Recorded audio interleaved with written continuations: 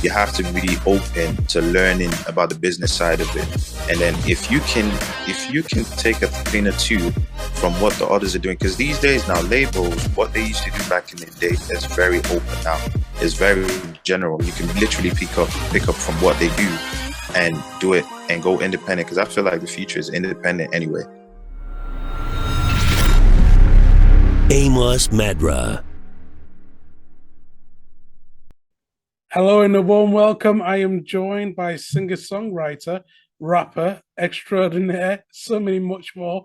It's Till Casper. Till, a warm welcome to you. Thank you for joining us here today. Tell us about Thank you for yourself. having me. Tell us your story. Oh yeah, thank you for having me once again. So I go by Daniel, artist named Till Casper, right? I was born in Lagos, Nigeria. I moved to Italy, Verona, Italy, and then I've been in Manchester, UK for 5 years. And I'm a singer, artist, rapper slash engineer as well, as you could put it that way. I started making music like in Italy. I had a friend who had a whole studio in the house, and she sort of like was like after school, like, yeah, come over to my house, let's make some music. And I was like, cool. At first, the whole point was for me to write songs for her. So I used to write songs for her, and then she'd do the whole thing. And then I was kind of like, you know what, I want to actually make a song myself as well. But obviously, I never had the opportunity to do that. So when I came to Manchester, I was like, you know what, I'm gonna work a little bit, earn a little bit of money, get a mic, get some, studio equipment, and had a little setup in my room, and that's where I started. That's fascinating. That is such an incredible story. Back in the day, not to sound too old, you'd need to go to a recording studio. You'll need to book an engineer. You'll need to maybe get some writers. You'll need to have a whole production team behind you to produce the records. You'll need to, so many, a plethora of Mm. aspects to make that one record. Now you're telling me you pretty much just linked with one person and made things happen. That's totally different. What's Yeah. changed? I would say, like, obviously, like, I've got loads of friends that make music, and obviously like watching them do their thing has inspired me as well. I feel like even my friend inspired me in general, because I used to watch her make beats. I used to watch her like engineer, like mix the songs. Like I used to watch her do everything.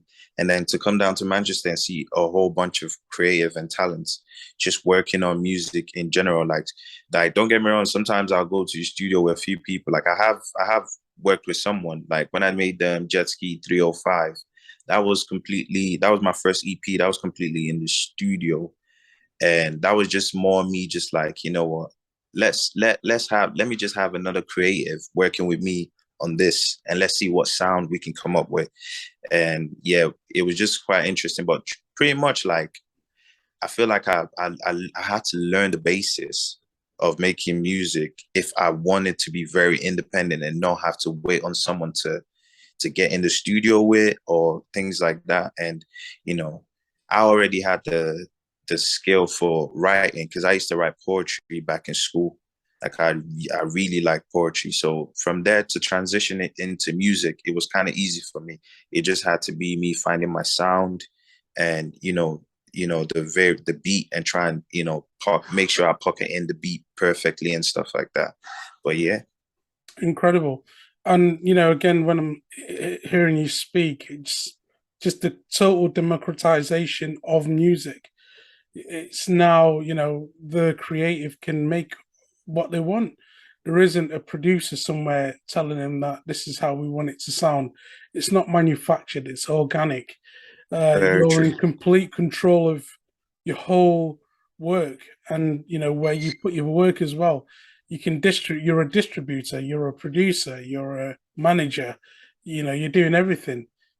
Talk to us about that freedom and the independence of being able to make those calls. It's really beautiful. I'll tell you this, like making music is one thing, but when you come out of just the creation of it, then you find out like there's people that really actually monetize it in various ways. In the sense that, like from having studio time to having engineers and beat makers and stuff like that. It's a whole business, and I feel like for every artist or creative, you have to be open to learning about the business side of it. And then if you can take a thing or two from what the others are doing, because these days now labels, what they used to do back in the day is very open now. It's very general. You can literally pick up from what they do and do it and go independent, because I feel like the future is independent anyway. Aside from obviously the funds and having your own capital to come and like kind of like fend off your art, that's another story. But I feel like you've got the power. The internet is right there. Like I learned Logic Pro just from off the internet, like just watching internet YouTube videos and stuff. And to be able to be like an artist and engineer and like a producer at the same time, it's fascinating and interesting, and it's just like room to learn more. You just want to learn more, and I feel like I'm in that state right now, just wanting to learn more. Absolutely. The internet's completely changed everything. Let's talk about, the young Till, Daniel there in school. Did you always know that this is a career that you were going to go into? Oh, totally not, like at all. I was always like an art student. My teacher really liked me because I was really good in literature. I was an art. I like in drawing. I like to draw. I like to I was in a music class for a little bit. Like I used to play the drums. I was learning the piano obviously for a short time, but I always knew like I was artistic in a certain type of way. I just didn't know it was gonna be musically.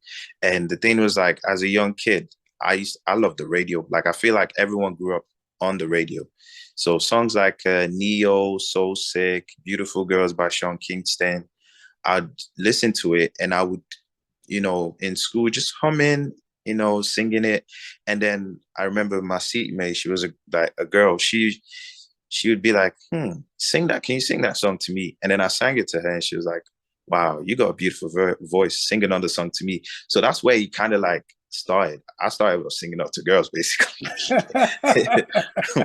It's pretty much funny, but that's true. Like I was singing up to girls, and then obviously the guys weren't really into at that time. Guys weren't really into R&B. Like everyone wanted their rap, hip hop, and stuff. I wasn't really. I was into hip hop, but not like rap, but not too much because I like the singing part of it. And then it just kind of developed from there for me. So from singing, and then I just started thinking, I used to, because I write a lot.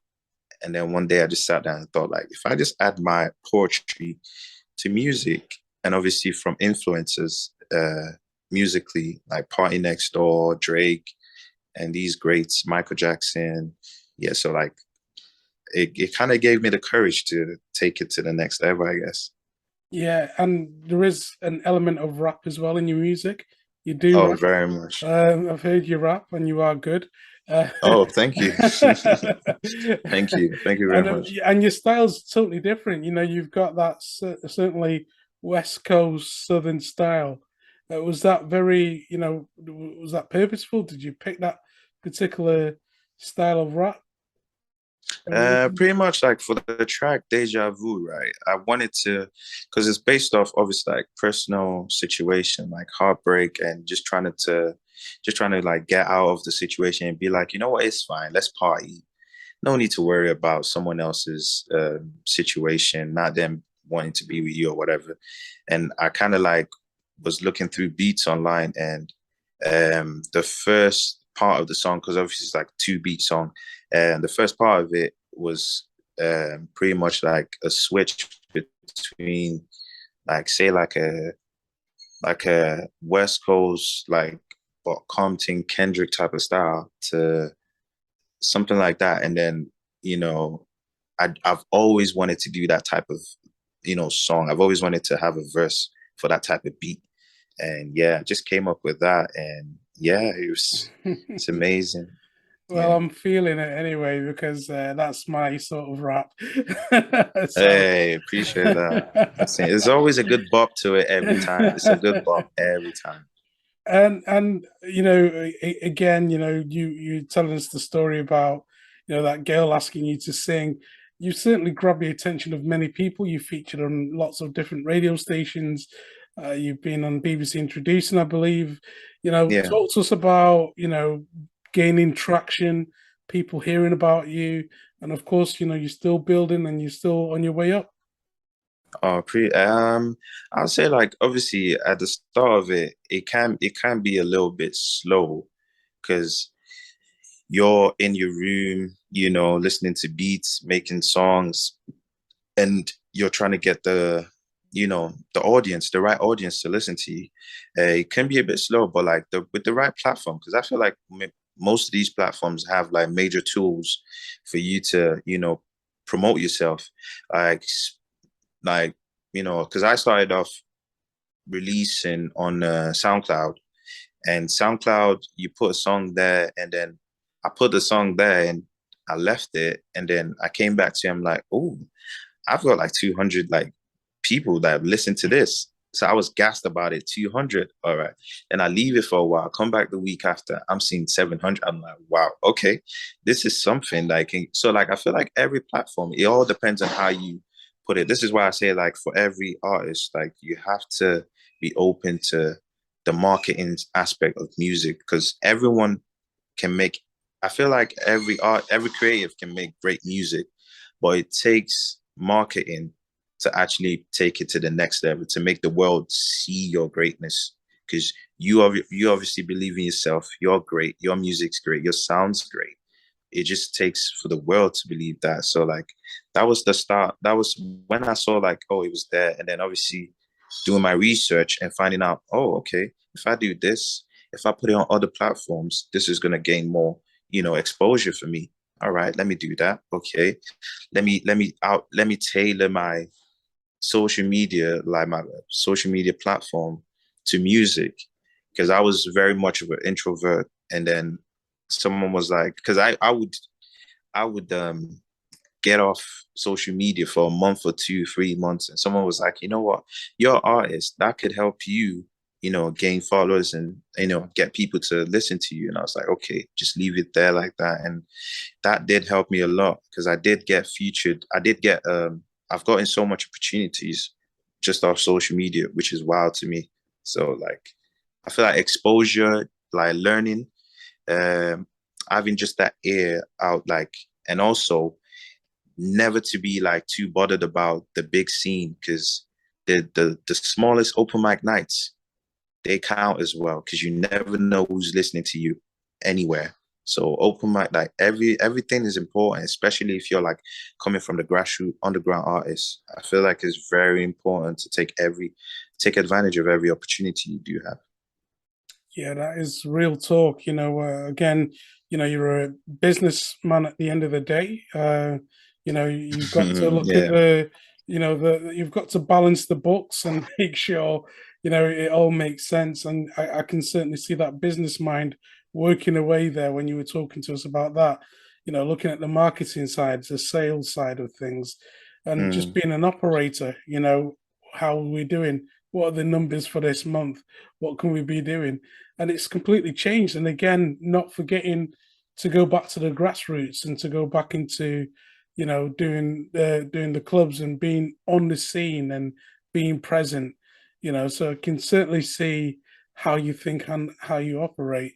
Talk to us mm. about that mindset. Is this something that is this an environment that you've grown up in, or is this something that you've taught yourself? I'll say taught myself because I do watch like people on the street like perform their art, and I always like give them credit for it because it's really a big thing. It's like it's not easy for you to just go out there, have just that belief in yourself. But obviously you got to show people and make them believe in you, like believe in your artistry. And yeah, so I've just been drawing you know, drawing like, a few things from what the other people have done before me and how they got there. So like, like obviously these big artists at one point they were opening shows for another big artist back in the day. So like the little opportunity, like it's always about taking advantage, I'd say anyway, because I can make a great song right now and it could still be on the hard drive. No one heard about it. Like how is it gonna be a great song if no one's heard about it? So it's gotta be that as well. And obviously as well, like I feel like the internet has got great tools for like, performance gigs and stuff like that, applying for gigs and, just having to air out for things, say, for example, like weddings, birthday events, stuff like that, because that will draw attention to you. Someone's going to tell someone and then you build a whole network around that. Yeah, that's pretty much it, I'll say. You've got your ears to the ground and looking for the opportunities. I Pretty love much it. Pretty much it. So, who would you like to work with in the future? Where do you see how far do you want to go with this? Tell us about that. Well, I like to, like, I feel inspired every time by the city in general. Like, I feel like there's a bunch of great people just out there. And every now and then, obviously, people having shows and like, oh, come watch me perform, or like me just being around and watching and just catching on these young acts. There's a lot of people that I want to work with, and not necessarily mainstream.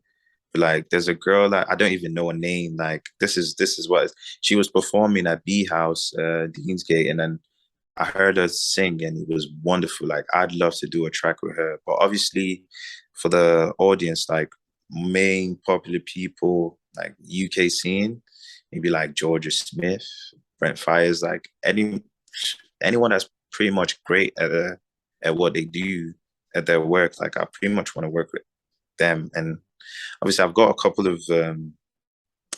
of features that I'm gonna knock out pretty much soon. But like, I'm excited. I'm just excited for creativity. There's no such thing as like small creative. Like, everyone is just beautiful in their own way and whatever they do. And I'm a fan of everyone's music, and I would love to work with almost like as much people as possible.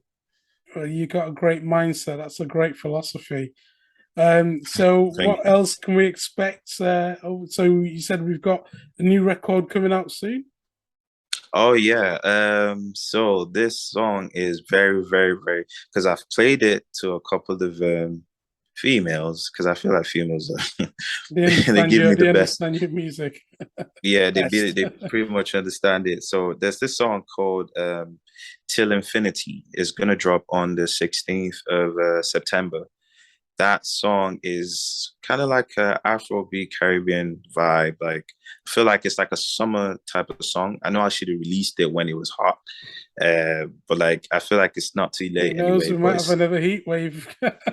listen,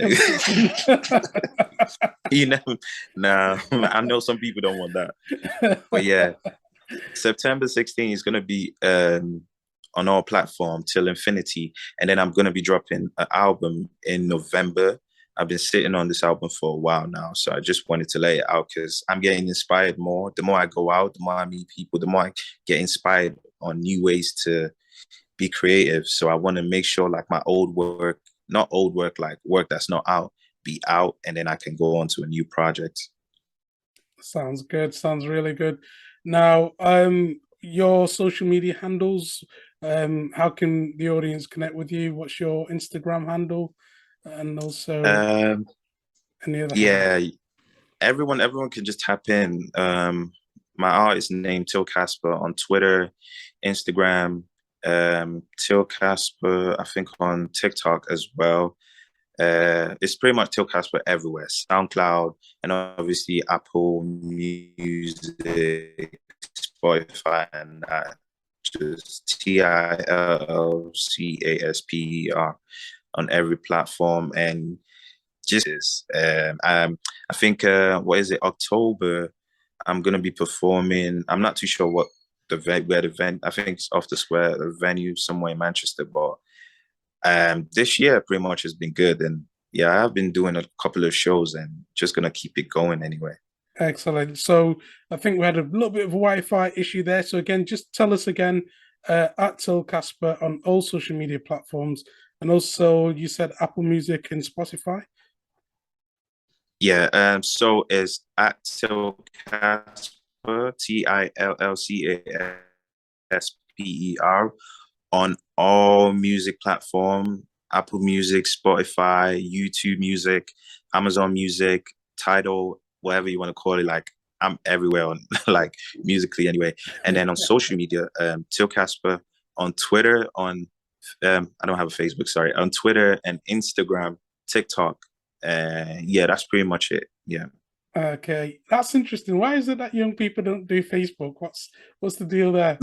That's it. Like when I came to Manchester, I felt like Facebook is for more like family and friends. Like that's when you want to. And I don't know. It's just yeah. I Just got my not I got feeling it. my family's number to call him anyway. But it is what it is.